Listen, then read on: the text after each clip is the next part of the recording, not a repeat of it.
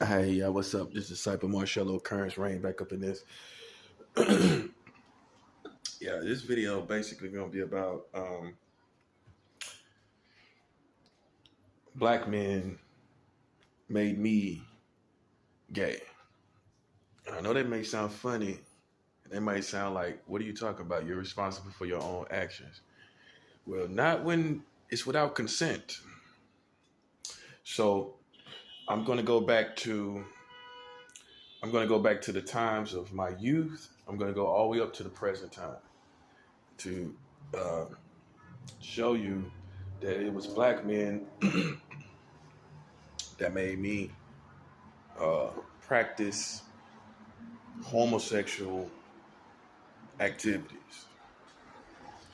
Because, see, in the black community, people quick to shame transvestites, trannies, uh, she-males, whatever name you want to give them. Also, with gay people, guys that look boyish or malish, they're quick to judge that. But what I found out from my own experience is that they are the cause of it. They the cause of it. In my case, they are.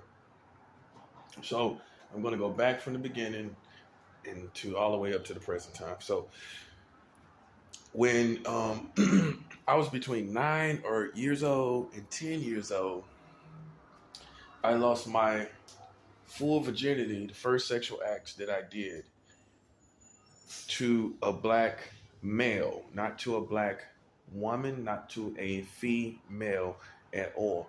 It was a black male, an older cousin that took my virginity.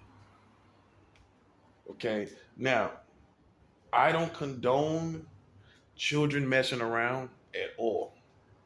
But as we know, in the real world we live in, down here on Earth, not Jupiter, not Venus, not Mars, not Mercury, here on Earth, children are going to do experiment sexually. It's just what it is. We have little control over it. Unless you have your kids caged, you have little control over children experimenting sexually. Unless you caging them. I mean, literally, I'm talking about caging them. That means not going to school. You don't know what they're doing to school in bathrooms. You don't know what they're doing after school on their way home that could last 10 to 15 minutes. You don't know what they're doing. So you have little control over your children in this American community. I don't know about anywhere else and how they function, but here you have little control over that. You have probably 45% control over what your children do sexually. All right. So that being said, I understand when a boy and a girl may mess around because they see it on TV. I don't condone it, but I sometimes you don't have to agree with something, but you comprehend why it happens. You see boys and girls, men, male and female, all the time throughout this American community. I can't speak for anywhere else. All throughout this community, you see male and female engaging in sexual, physical activity. Okay, and children are children; they're going to emulate. But you really didn't see homosexuality, like physical, real, engaging activity in this American community. So for a young male older than me being 9, him being maybe 13, 14, 15, maybe, that's a little abnormal. And that's what happened in my case. Okay, so that was basically without consent. What we did, he penetrated me. Um, I'm not trying to be vulgar, but for our sexual positions, doggy style with Vaseline, um, and he wanted me to give him oral sex, which I did. So that's how I lost my virginity. So for people who judge gay people, one thing you need to understand. All of them did not choose to open the doors to to homosexuality. I'm gonna say that again. All of them did not choose to open the door to specifically sexual intercourse with another male, you being male as well. A lot of gay guys didn't. In other words, the American terminology, they got turned out. They got turned out. While you're sitting up and saying, "Well, I don't understand because you stupid. You you don't think about human science. You don't think about all these different millions of possibilities of what could actually have made that person that way. All you think is this person is hungry to be with a man, or in the female case, hungry to be with a female, and you don't know. You need to ask questions. You need to ask serious questions, questions that really sometimes you may not get the answer to anyway. But you need to ask the questions because everyone's not out here trying to do this on purpose. Everyone is not out here hungry for some man. You're flattering yourself. And then the first thing most straight men think, oh, you want every gay man. You want every man. And, just like men or women want the opposite sex to be attractive, being an adult, I'm saying, it applies in the gay community too. It applies in on that side too. Don't flatter yourself and think every man, just because someone's gay, oh, I better cover up or they want to be with me. Don't flatter yourself like that. Okay? So that's how it happened for me. That's the first thing that happened. I went on, even after that happened, to still prevail and get married and to have a child. My son is 15 years old in this world. I could have easily, based off the first act that was put on me, that was abnormal, not stuff you see on TVs where boys and girls may act out. I could have easily been a gay person all my life because of the first thing that I experienced. That's what you first need to know. I could have easily went that way because that was the first thing I experienced. And whether you accept it or not, there is pleasure within homosexuality. There's sexual pleasure within it. And I could have easily been one of those guys. Nevertheless, I went on to get married. I went on to have a child with a female, not adopted, okay? My child from my loins, okay? Second, after I divorced my ex-wife, I went on to be with women in a gigolo format. I lived with women, had sex with women,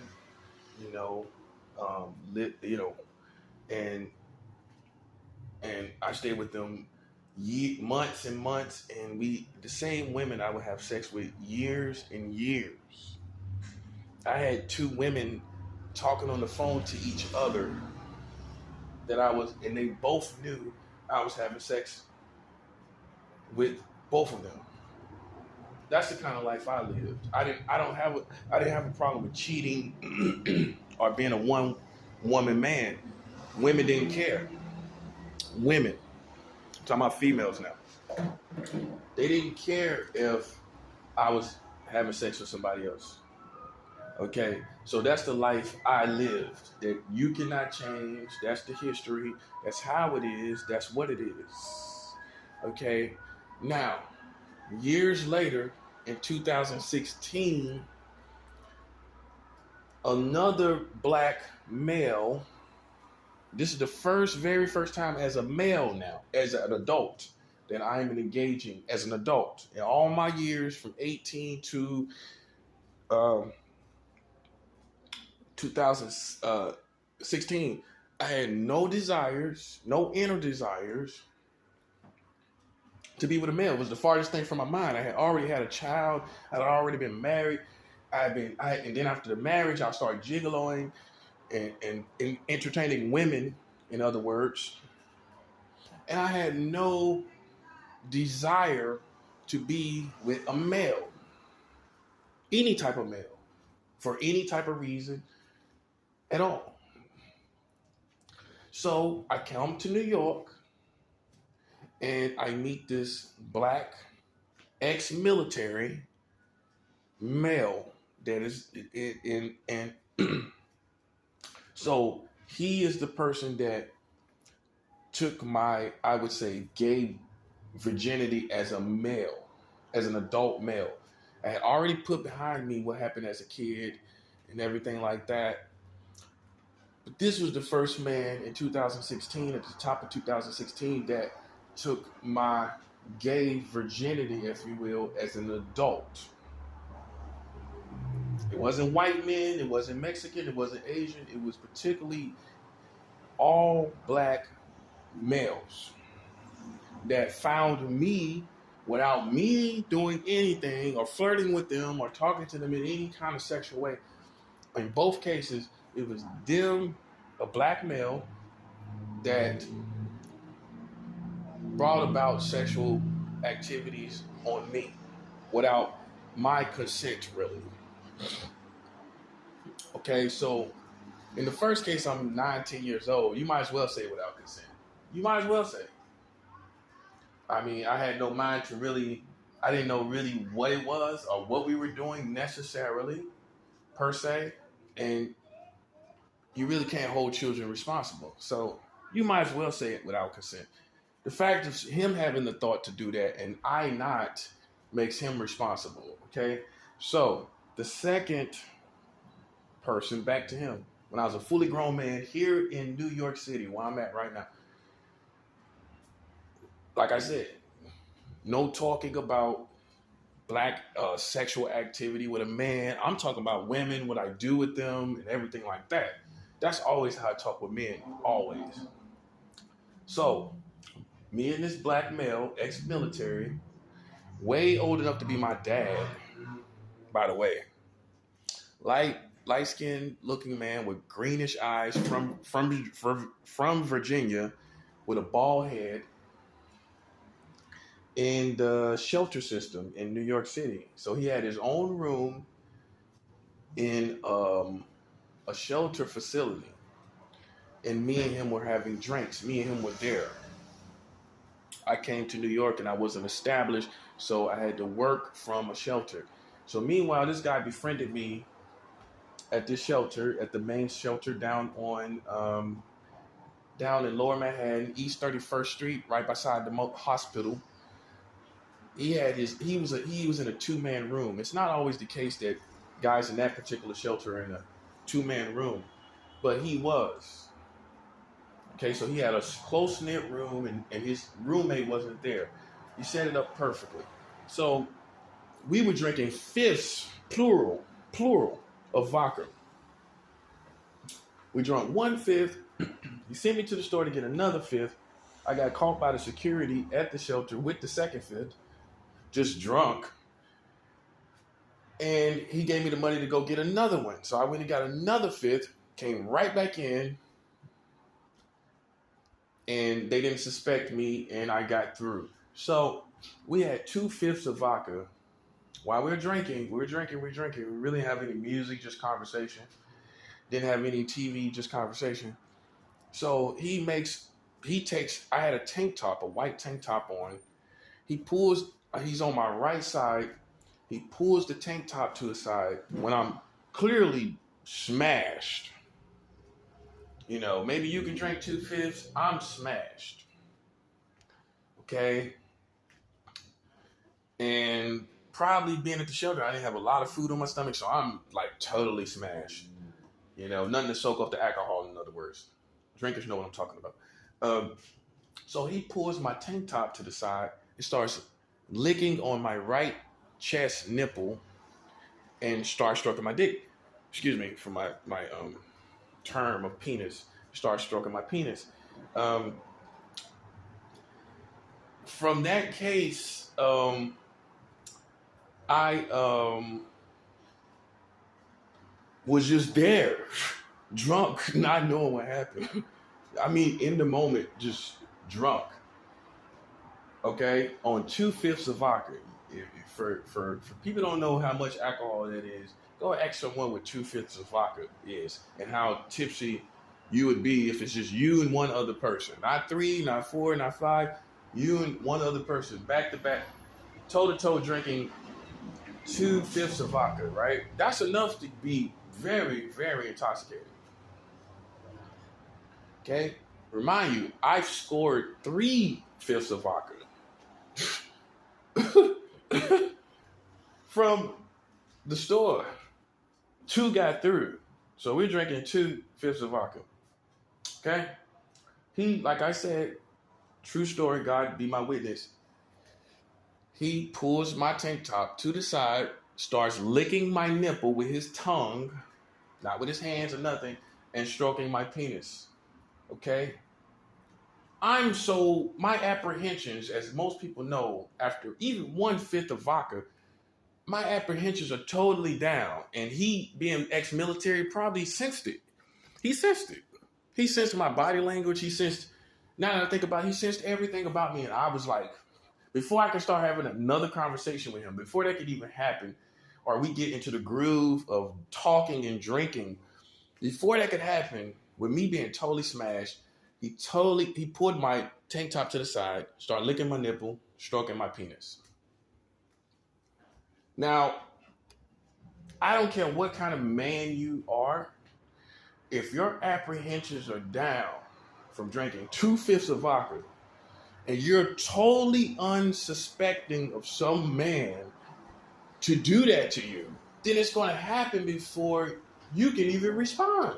I'm like totally in a whole nother world from where his mind is at.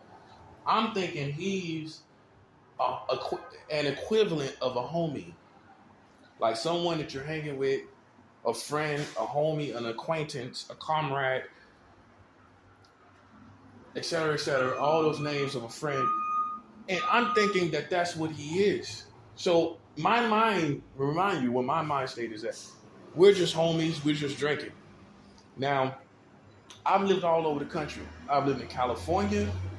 I've lived in Florida. I'm from North Carolina, and I've lived in New York multiple times. Not just one time. I've lived in New York multiple times, in Brooklyn, Harlem, Staten Island. All right? So I know New York. I know people. I've been everywhere in America that's significant. I lived in Seattle. I've lived everywhere. Anywhere, if I haven't lived there, I've been through there. I've been through Chicago. I've been through Detroit. Detroit was my first major city that I went to in 1999. I went to Detroit from North Carolina, a Southern man. That was my first city I went to because I got family in Detroit.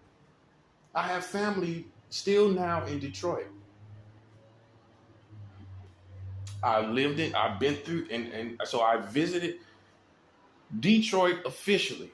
I experienced it officially. I've been through every major city almost you could think of. I've been through, physically speaking, Miami, Tampa, Jacksonville. You want to talk about Florida? St. Augustine. I've been through Atlanta. I got family in Atlanta. Real blood family in Atlanta. So I've been everywhere. Chicago, I know about the two stadiums side by side. When you're on the highway, I've been through New Orleans, seeing the Mercedes Stadium. I've been through New Orleans. Everywhere you hear about on TV, Phoenix, I've been through Phoenix, San Francisco. I lived there. I lived in Los Angeles. I lived in San Jose on the street and Sacramento on the street. So I've been through most of the cities that you hear about on TV. If I haven't been living there, I've been through it. I've been through it. So I know people. I say all that to say I know people. All right? And so I just was with this person drinking, which I think many beautiful females go through the same thing. They ain't gonna tell you, some will. They hanging out with another female that finds them to be very beautiful. And they're drinking and they're smoking, and then the next thing you know, the female's making a move on them that they did not expect. That's just how it happened with me. I had that's the first act. For people that want to know my real sexual history, that's the very first act which I had no control over. Now there's other situations where I may have not used total wisdom. I may have not used total wisdom, but at the end of the day, even acts after that happened with men, black men, it still wasn't a green light to do whatever you want to do. And that's the bottom line. That's the bottom line. No words, no actions, no insinuations. And so with that being said, it ain't on me. But the very first act was without consent, which means I could have got him locked up. It doesn't matter what we were doing. It matters that he sexually encountered me without me saying, yes, this is okay. We were drinking. That's not the green light to do whatever you want to do sexually. Right or wrong. So if I had went to the police, I could have got that guy arrested because it was without consent. So this is how I began to get into the gay lifestyle when I did. So for all the black people that would say, well, oh, because they're quick to shame you. Well, I'm quick to give you this punchline. It was your black males without consent that brought me into the gay life. Not no white man, not no Asian man, not no Mexican man. It was a black man. Now, I could down you and say how nasty you are as a community. I could do that. But my point is, and what I'm trying to get across or expound is that it was while you're shaming, while you're acting like I'm a disgrace, if you are, it was your black men, it was a black man, ex-military, which should have more honor, at least enough honor to ask me, and at least enough honor to for me to give my consent. It was a black male from your community that made that I had my first black gay activity as a grown man. Now, like I said, 2/5 of vodka will make any person apprehensive. Some people will black out. Some people will black out with 2/5 of vodka, right or wrong. I'm still standing. But some people will actually black out from 2/5 of vodka. Man, most people cannot handle 2/5 of vodka. Maybe one, but when you get to 2, they go to sleep, they black out, they start arguing, whatever they do, individually speaking. Okay, so I'm sitting there on 2/5 of vodka. Me being the runner to go get the vodka, I'm probably more tipsy than he is. I'm going to get the vodka in downtown Manhattan. 2/5 of vodka, and he makes the moves on me. Now, for people that don't understand, heterosexuals that don't understand, it's just like any other virginity. If someone opens that door, although you may not see it as pleasure, if someone does something that's pleasurable to you, it's going to leave an impression. It's going to leave an impression that is hard to forget and hard to not act on after the fact. That's what you need to understand. Because you're elementary when it comes to understanding gay community.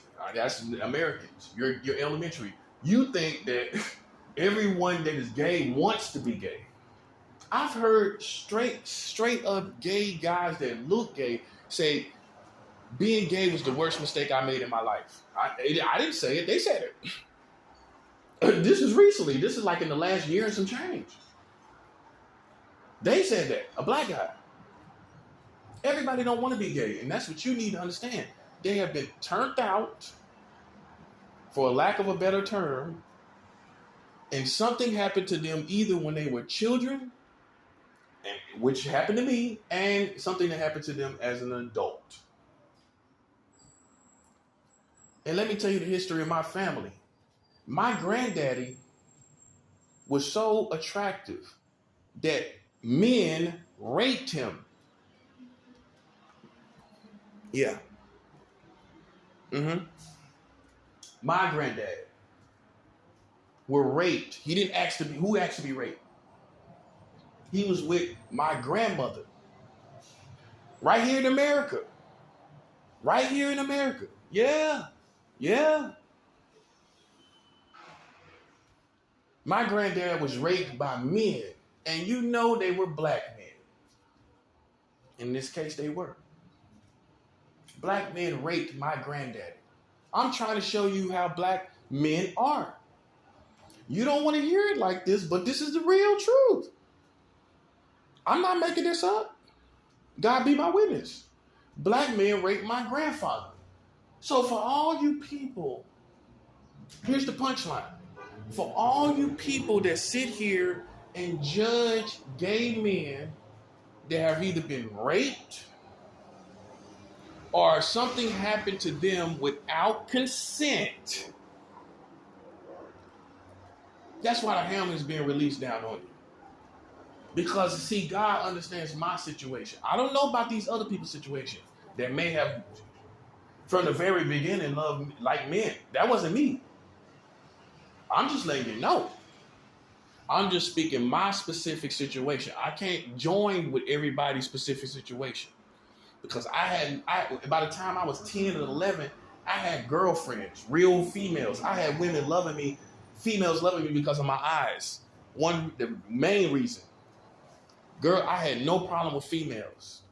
So you understand. I had no problem with attracting them. I had no problem with having girlfriends. I was not that kind of kid. I had no problem with talking to them. I had no problem with me and them having sex. Now, I lost my male and female virginity as far as being with a female when I was 16. And the woman was 19. So this shows you already where I'm at. I lose my when the time comes, besides all the stuff I went through with black males, when the time comes for me to lose my virginity, I was 16 and the female was 19. She was 19. So I lost my virginity to a woman when I was a boy. So already hitting the ground running, I'm already having sex with women. Boom. Boom. And before that, like I told you, the first act was that I know for sure that I had. You know how people do stuff underhanded. The first act that I know I engaged in was with a male that orchestrated a black male that orchestrated the whole situation. So see,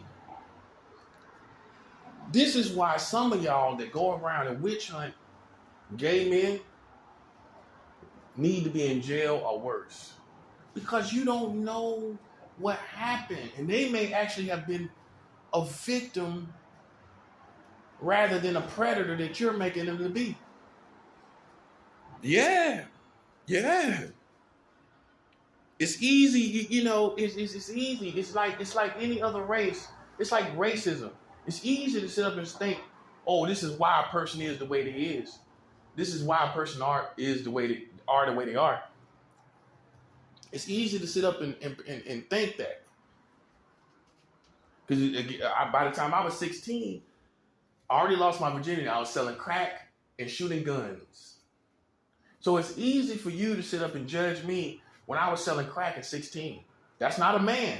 I was selling crack, cocaine as a boy. Why half of y'all still want to be drug dealers? You want to be a drug dealer. I lived in a neighborhood where drug dealing was going on, where I was selling crack on a block at 16. Yeah, stuff you see on TV, but you don't live it in real life. So for anybody to think I'm gonna want to be, there you go. How I'm on the block selling crack then? That's what I'm saying. So how can I be fake when that's the reality? Yeah. And the reason why I stopped selling crack really probably slowed down because somebody snitched me out. I had a friend named Jason Kelly. His dad bought crack from me, and because he was flirting with my mom, I'm gonna tell the truth how it is. He was flirting with my mom, trying to get points with my mom, because my mom is part Asian, South American, European, you know, she's a mixture. So this guy was flirting with my mom. All the while, probably the whole time we were living there. So he seen her son out on the block selling crack. He gonna go, I get in his car, get in the back seat. I let him hold, since I know him, I let him hold all my 20s. I was selling 20 dubs of crack cocaine. Not no nickel and a dime. I was selling only 20s. Only 20s. I cut my crack in. When I get my crack, I cut it in 20s. That's what I used to do. I ain't never cut no dime rocks. I cut nothing but 20s. Which most crack addicts, that's all they really want, is the dub. Preferably speaking. So I get in the back of his car, you know, he in the passenger side, somebody else is driving.